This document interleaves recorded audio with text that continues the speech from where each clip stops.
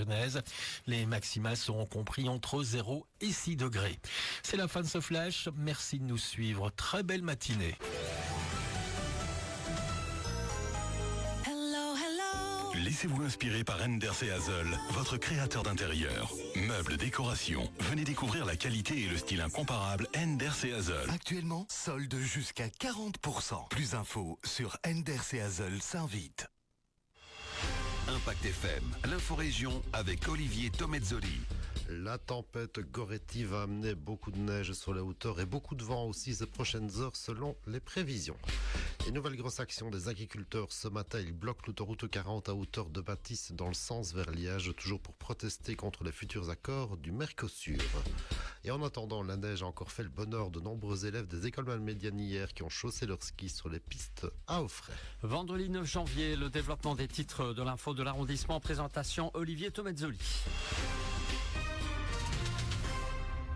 Bonjour à tous, on reparle encore de la météo parce qu'elle va encore faire la une de ces prochaines heures avec l'arrivée de la tempête Goretti qui va nous amener du vent, de la pluie dans certaines régions comme cette nuit et chez nous de la neige aussi, beaucoup de neige, même entre 20 et 30 cm dès cet après-midi et demain selon les prévisions qui se multiplient, des conditions qui s'annoncent un peu compliquées sur les hauteurs. La situation va donc se dégrader fortement avec des rafales de vent, beaucoup de neige aussi et donc également des difficultés à prévoir sur les routes jusque demain selon ces prévisions avant une grosse chute des températures qui est attendue pour dimanche. Et en termes de mobilité, toujours à noter cette nouvelle grosse action des agriculteurs en Wallonie dès l'aube, des tracteurs qui bloquent des grands axes autoroutiers et une colonie de tracteurs de l'arrondissement s'était donné rendez-vous à Bâtisse tôt cette nuit pour bloquer là aussi l'autoroute avec les conséquences que l'on peut imaginer sur l'autoroute et les axes secondaires. Blocage dans un premier temps dans le sens vers Liège, fermeture déjà de l'autoroute par la police depuis Chêneux dans le sens vers Bâtisse. Prenez votre mal en patience, même s'il est aussi déconseillé de ne pas se déplacer ces prochaines heures si ce n'est pas nécessaire.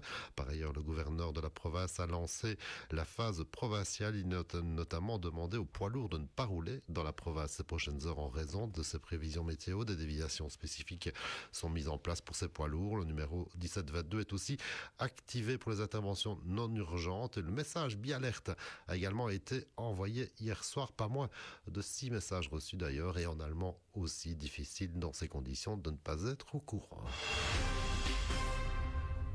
Et en attendant, la neige fait aussi des heureux comme les enfants des écoles communales de Malmedy qui succèdent sur les pistes des crêtes à Offray ces jours-ci, histoire de profiter pleinement des pistes et de la neige sur des skis plutôt que sur les bancs de l'école.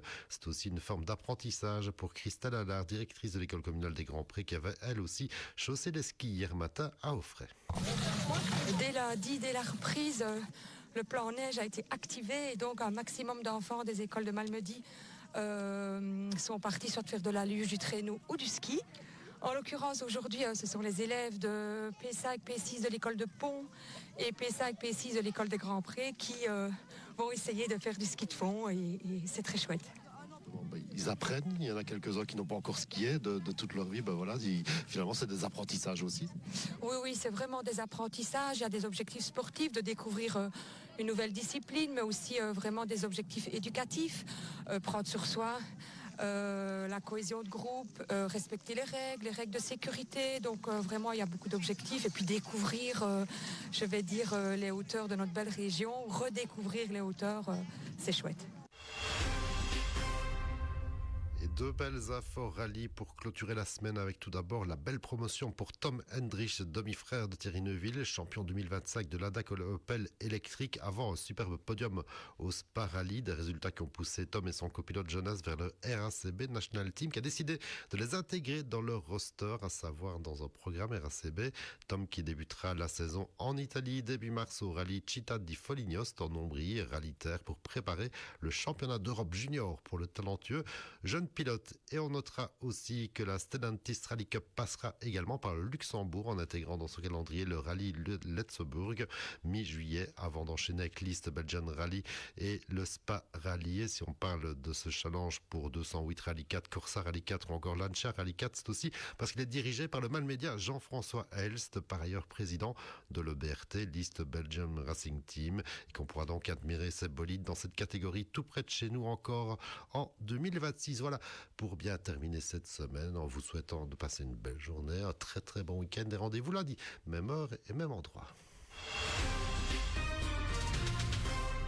L'info continue sur notre page Facebook Impact.